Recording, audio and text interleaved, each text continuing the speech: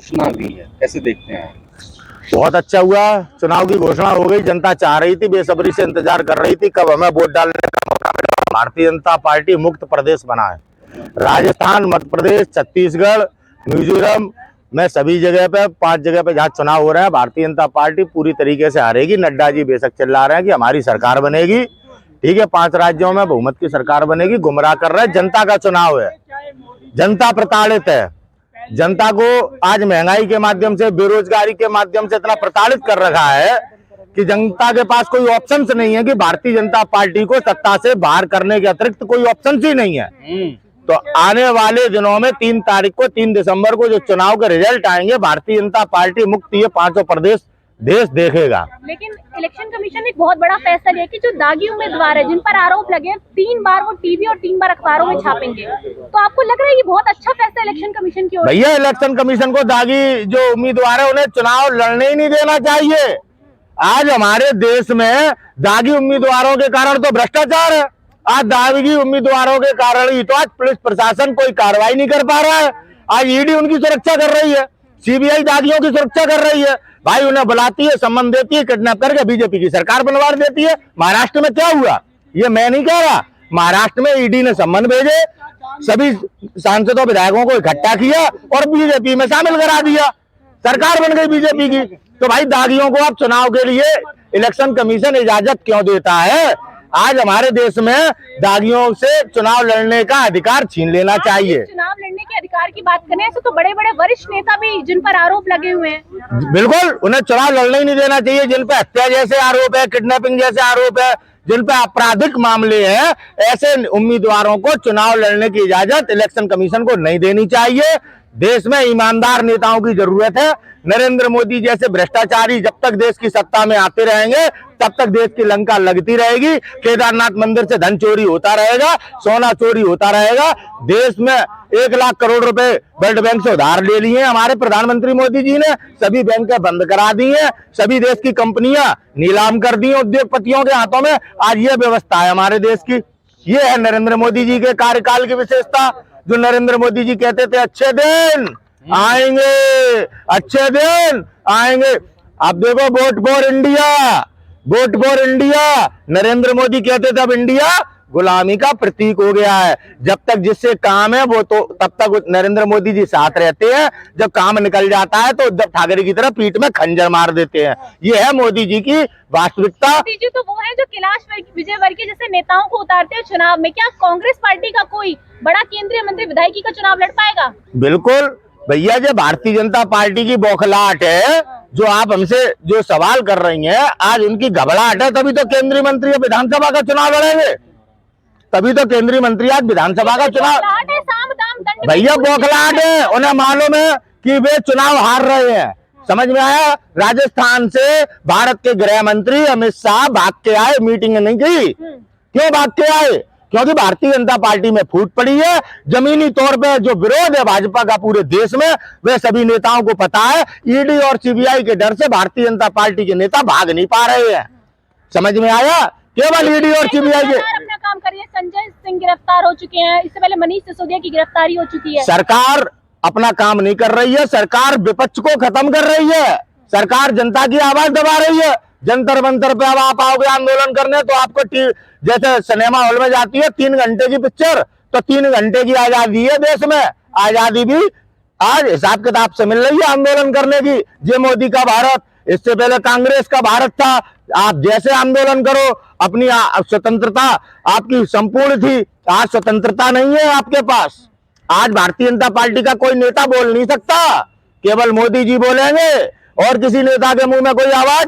रक्षा मंत्री कभी बोलते हैं, कृषि मंत्री कभी बोलते हैं। प्रवक्ता महोदय, कांग्रेस सरकार भी लोगों को रामलीला में पीट दी थी, इतना मजबूर कर दी थी कि सलवार पहननी पड़ जाती थी। ये मत कहिए। भाई साहब, जब इवेंट LIU के माध्यम से मालूम पड़ा राजनीतिक आंदोलन है, जो रामलीला के मैदान में बाबा रामदेव जैसे, अन्ना हजारे जैसे हमारे देश के बहुत बड़े भैया एक्टिविस्ट, समाज सुधारक आज कहाँ चले गए? जब सिलेंडर 1200 का हो गया, ये तो 300 रुपए से कम का दिलवा रहे थे। पेट्रोल 35 रुपए लीटर दिलवा रहे थे, आज आपके बाबा नहीं दिखाई दे रहे। इसीलिए LIU की रिपोर्ट के अनुसार इन पर लट बजाया गया, क्योंकि वह आंदोलन देश की जनता को भ्रमित करने का था, और देश भ्रमित हुआ और वोट दिए और सरकार बनी। सरकार ने किसे क्या दिया? आज आपस में लड़ा रहे। 9 साल की हुकूमत के बाद अपने कामों पर वोट नहीं मांग सकते, मंदिर का घंटा बजाएंगे और आपको गुमराह करेंगे। कहां 2 करोड़ रोजगार, कहां स्मार्ट सिटियां, टैक्स फ्री हो गया क्या देश? आज आटे पे टैक्स लग रहा है। कहां बाबा रामदेव, कहां भाई पत्रकार महोदय? सवाल पूछना आसान है, देश बातों से नहीं चलता है। देश चलाने में शहादत दी है कांग्रेस ने। इन भ्रष्टाचारियों ने पतन किया उन नेताओं को, जिन नेताओं ने मंच पे खड़े होकर कहा कि 15 पैसे पहुंचते हैं, 85 पैसे भ्रष्टाचार में जा रहे हैं। हाँ जी, निर्वाचन आयोग, NDA हो चाहे इंडिया हो, हम जनता ने तो हमेशा इस देश को 73 साल से मत का दान दिया है। वो इस देश के लिए क्या सेवा दान करेंगे? कौन करेगा सेवादान? NDA, इंडिया और निर्वाचन आयोग। कांग्रेस पार्टी सदैव सेवादान करती रही है। जब जब देश के किसी भी नागरिक ने, चाहे किसान हो, चाहे मजदूर हो, चाहे स्टूडेंट हो, अपनी आवाज को उठाया होगा, तो उस आवाज को पूर्ण रूप से कांग्रेस पार्टी के नेताओं ने सुना होगा और उस आवाज के ऊपर कार्रवाई की होगी। कभी आंदोलन नहीं कुचले, कभी आम नागरिक की आजादी नहीं छीनी। आप लोगों को RTI दिया, मानव अधिकार आयोग दिया, तमाम ऐसी सुविधाएं दी कि अधिकारियों द्वारा अगर आपका शोषण हो रहा है तो आप अधिकारियों पर भी कार्रवाई कर सको। आज क्या है मोदी के भारत में? क्या है मोदी के भारत में? आप बोल नहीं सकते। मोदी के भारत में BJP हेडक्वार्टर के बाहर कांग्रेस प्रदर्शन कर रही है। करना पड़ेगा। जब आम नागरिक के साथ, एक अच्छे नेता के साथ उत्पीड़न होगा। 100 करोड़ रुपए कहाँ है? जिस ED ने संजय सिंह को गिरफ्तार किया, उसे मालूम है संजय सिंह ने घोटाला किया, तो 100 करोड़ दिया किसने? आया कहां से और कहां गया? जब आपको ये नहीं पता तो फालतू में जनता को बेवकूफ बना रहे हो। आप एक अच्छे नेता के ऊपर कार्रवाई कर रहे हो, और जो भ्रष्टाचारी है शुभेंदु अधिकारी, जो व्यापम घोटाले में भ्रष्टाचारी है, जो बेटियों का शोषण करता है, आपका ये ब्रजभूषण शरण सिंह, इनके ऊपर ED, CBI इनको बाप मानती है। बाप, कानून की ये हालत है। मनीष सिसोदिया, संजय सिंह पर जो कार्रवाई हुई शराब घोटाला, वो आप उसे सही नहीं मान रहे हैं? आप प्रमाण का है, हम तो सही मान रहे हैं। प्रमाण तो दोगे, टाइम लगेगा ना। कब तक लगेगा? कब तक? और नेताओं के खिलाफ ऐसा क्यों नहीं? ब्रजभूषण सिंह के खिलाफ क्यों नहीं? जब आपके सामने प्रमाण बैठा था, बेटियां कह रही थी, क्या है सुप्रीम कोर्ट की गाइडलाइन? क्या हुआ उस समय? आप लोगों के मुंह में बर्फ जम गई थी क्या? हाल कांग्रेस को कटघरे में खड़ा कर देते हैं आप। आपसे पूछना चाहता हूं, जब बेटियां बैठी थी, जिनके साथ शोषण हुआ वो बैठे थे, तब आप इंतजार कर रहे थे कब ब्रजभूषण शरण सिंह के गुंडे उनके घर पे दबाव डाले, सरकार उनके परिवार वालों पे दबाव डाले, उनको प्रताड़ित करे और वो मुकदमा वापस ले ले। ये है आपकी राजनीति। देवरिया कांड में 6 लोगों हाँ। की निर्मम हत्या हुई। हाँ, हो गई। योगी सरकार में कैसे देखते हैं आप इसको? योगी सरकार के में कानून व्यवस्था की कैसी धज्जियां उड़ी है, इसके कितने किस्से सुना है। वो तो बता रहे सुरक्षा मनीषा बाल्मीकि के साथ क्या हुआ था? योगी सरकार में हुआ था। चंदन गुप्ता मारा गया, योगी सरकार में ही मारे गए। कमलेश तिवारी मारे गए, योगी सरकार में ही मारे गए। महंत नरेंद्रगिरी मारे गए, योगी सरकार में ही मारे गए। और बहुत सारे लोग मारे गए, उनके मुझे नाम नहीं पता, ये तो महत्वपूर्ण नाम बता रहा हूँ। देवरिया में एक ब्राह्मण के द्वारा उत्पीड़न हुआ, और ब्राह्मणों की राजनीति है, ब्राह्मणों की राजनीति है। कैसे ब्राह्मणों ने हमारा यादव को, घटना को अंजाम देने वाले दुबे जी और शिकंजा यादव जी पे कसा जा रहा है। क्यों आपको क्या लग रहा है? जात की राजनीति हो रही है? हो रही है, न्याय की राजनीति हो नहीं रही। देवरिया में किसी भी प्रकार से इस घटना को लेके अब सरकार राजनीति कर रही है। सरकार यादवों को, दलितों को, OBC के लोगों को प्रताड़ित कर रही है। न्याय की बात क्या कर रही है सरकार देवरिया में? आरक्षण की बात कर रही है। महिला आरक्षण में अभी जुमला देखा नहीं था बहन जी क्या आपने? OBC बाहर, SC ST के लोग बाहर, है, अल्पसंख्यक बाहर। जब कांग्रेस ये ला रही थी तब यही इंडिया अलायंस जिसके साथ आज कांग्रेस खड़ी, इन्होंने विरोध देखिए, किया था। राजीव गांधी जी ने महिला आरक्षण बिल की शुरुआत की थी। उन्होंने इस पर बात की थी कि हमारे देश में एक तरफ तो बेटी को नवदुर्गा के रूप में मानते हैं और दूसरी तरफ औरत पर किसी भी प्रकार का शोषण करने में कोई मर्द 1 इंच पीछे नहीं हटता, हर गंदी स्थिति तक शोषण करता है महिला का। ये राजीव गांधी जी के शब्द है। 24 में ठीक है, उनने कहा महिलाओं को भागीदारी देनी चाहिए।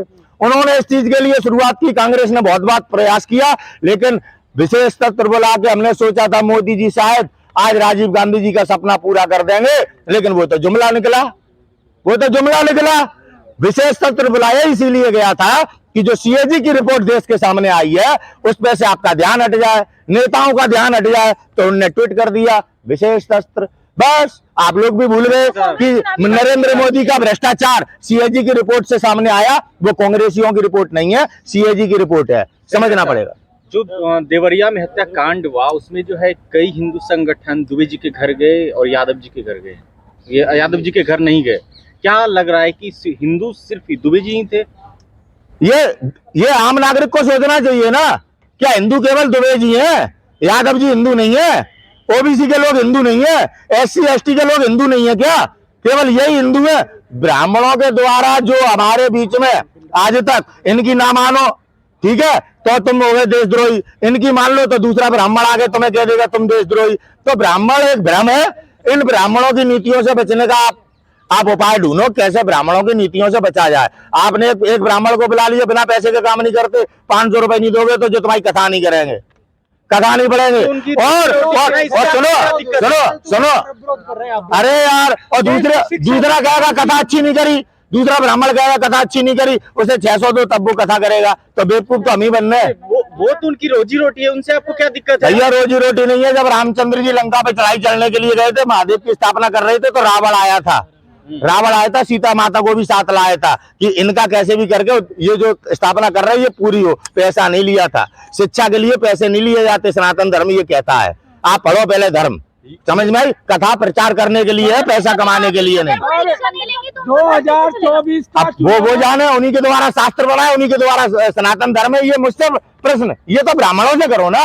शिक्षा के बदले में धन लेना ये सनातन धर्म में नहीं है। समझ में आया?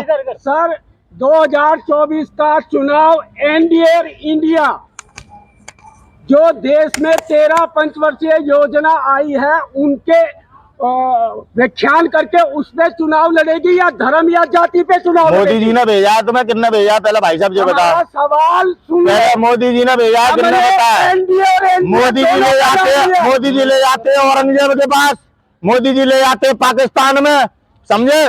मोदी जी ले जाते अकबर के पास, और तुम अदा ले जा रहे हो। वर्तमान की बात करो, वर्तमान की बात करो। लोगों के पास रोटी नहीं है, नौजवान के पास रोजगार नहीं है, शिक्षा नहीं है। 2024 के चुनाव में शिक्षा ढूंढ रहे हैं, सिक्योरिटी ढूंढ रहे हैं, देश की सुरक्षा ढूंढ रहे हैं, नशे से मुक्त होने की ढूंढ रहे हैं, हम यही ढूंढ रहे हैं। 2014 से पहले कांग्रेस पार्टी की सरकार में सभी चीजें आपके पास उपलब्ध थी और सभी चीजों पर कार्य चल रहा था। नरेंद्र मोदी जी की सरकार ने शिक्षा पे लगाम लगा दी, रोजगार पे लगाम लगा दी, भ्रष्टाचारियों को बढ़ावा दे दिया। आज यही उसी का ये परिणाम है कि आर्थिक तौर पे देश कमजोर है। नोटबंदी के कारण जो काले धन को सफेद किया गया, काले धन को सफेद किया गया। क्या लगता है यादव के घर बुलडोजर चढ़ना चाहिए देवरिया कांड में? कई लोग कह रहे हैं। देखिए, यादव जी के साथ दुर्घटना घटी, पहले जानबूझ के षड्यंत्र के तहत हत्या की गई, उनके घर पर बुलडोजर चलवाओगे, उनके घर पर बुलडोजर चलवाओगे? किस प्रकार की मानसिकता है आपकी पत्रकार महोदय? यादव जी के घर क्यों बुलडोजर चलना चाहिए? उस ब्राह्मण के घर क्यों बुलडोजर चलना चाहिए? हम तो बुलडोजर के खिलाफ है, हम कभी बुलडोजर के साथ नहीं है। बीजेपी कह रहे हैं इस बार यूपी में कांग्रेस साफ। यूपी में कांग्रेस ठीक है, यूपी में कांग्रेस ठीक है, जो कांग्रेस को साफ करेंगे। यूपी में समाजवादी पार्टी है, यूपी में बहुजन समाजवादी पार्टी है और उन्हीं का परचम रहेगा। यूपी में बीजेपी साफ, कांग्रेस साफ नहीं, बीजेपी साफ। देख लेना आने वाले समय में।